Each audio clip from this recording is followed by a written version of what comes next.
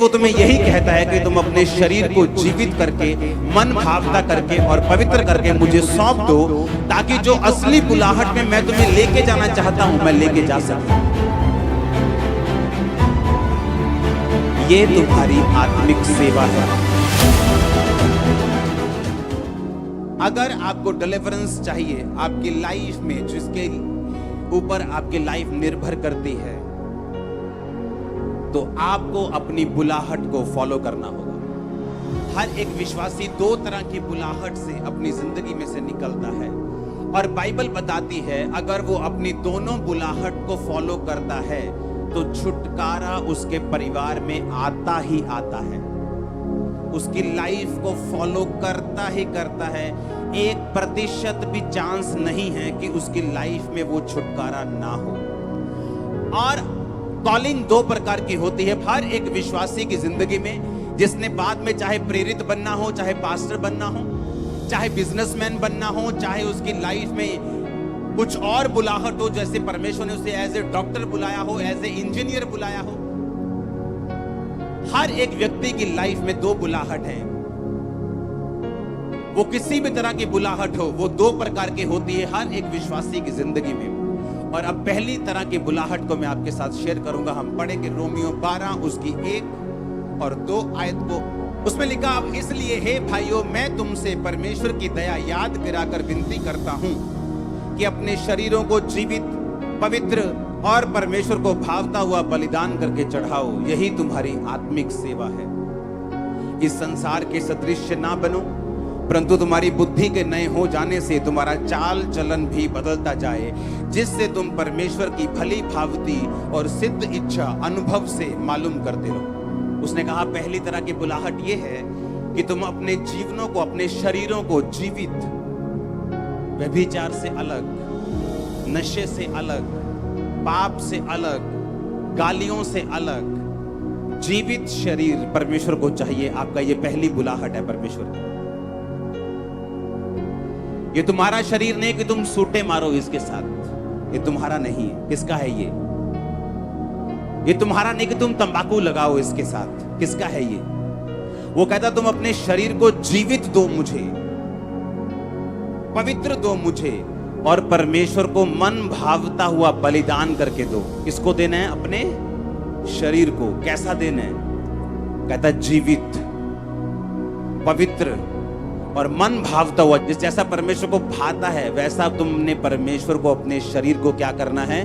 बलिदान देना है, और परमेश्वर को अपनी बॉडी दे देनी है। ये तुम्हारी आत्मिक सेवा है। ये तुम्हारी पहली कॉलिंग है। जब तुम मसीह में आते हो, परमेश्वर तुम्हें ये नहीं बताता कि मैंने तुम्हें एक पास्टर होने के लिए, या एक बड़ा जन होने के लिए, या एक बड़ी बिजनेस में आशीष देने के लिए चुना है। पहले वो तुम्हें यही कहता है कि तुम अपने शरीर को जीवित करके, मन भावता करके और पवित्र करके मुझे सौंप दो, ताकि जो असली बुलाहट में मैं तुम्हें लेके जाना चाहता हूं मैं लेके जा सकूं। अगर परमेश्वर ने यह सोचा हुआ है कि आपका छुटकारा वो तब करेगा जब आप उसकी सेवा को फॉलो करेंगे। मेरा छुटकारा तब हुआ जब मैंने सेवा को फॉलो किया, जब मैंने मिनिस्ट्री की, जब मैंने सेवा की। ये मेरी बुलाहट थी। मेरी बुलाहट थी सेवा करने की, लोगों के ऊपर प्रार्थना करने की। और जब मैंने इस बुलाहट को फॉलो किया तब मेरी लाइफ में पूरा छुटकारा हुआ। चाहे मैं 40-40 रोजे रख के कितनी बार रोता रहा, मांगता रहा, प्रार्थना करता रहा, प्रभु के साथ नाराज भी होता रहा, प्रभु को भेंट भी चढ़ाता रहा, क्रूसेड्स करवाता रहा, मीटिंग्स करवाता रहा, बोता रहा, सब कुछ करता रहा, लेकिन परमेश्वर ने कहा ये सब बातें ठीक हैं, ये तेरी हेल्प करेंगी आगे बढ़ने में, लेकिन तुझे मेरी पूरी बुलाहट को फॉलो करना पड़ेगा अगर तुम अपनी जिंदगी में चाहता है कि मैं तुझे संपूर्ण छुटकारा दूं जैसा तू चाहता है। लेकिन बात यह है कि परमेश्वर आपको छुटकारा नहीं दे सकते, और आपको दूसरी बुलाहट जो परमेश्वर की आपकी लाइफ में है वो आपको नहीं लेके जा सकते अगर आपने पहली कंडीशन को पूरा नहीं किया है। तो अगर आपका शरीर मन भावता हुआ बलिदान करके आपने परमेश्वर को नहीं चढ़ाया हुआ तो वो आपको दूसरी बुलाहट में नहीं लेके जा सकते। अगर आपने 8वीं क्लास पास नहीं की तो आपको 9वीं 10वीं में नहीं लेके जा सकते। बहुत से लोगों का छुटकारा नहीं होता क्योंकि उन्हें मालूम नहीं मेरा छुटकारा होगा कैसे। मेरा हस्बैंड शराब पीता है, मेरा छुटकारा कैसे होगा?